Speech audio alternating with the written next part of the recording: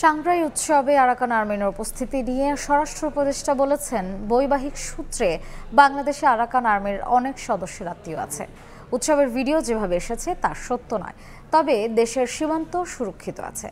দুপুরে চট্টগ্রাম সার্কিট হাউসে আইনশৃঙ্খলা বাহিনীর সঙ্গে মতবিনিময় সভা শেষে সাংবাদিকদের প্রশ্নের জবাবে এ কথা বলেন স্বরাষ্ট্র উপদেষ্টা।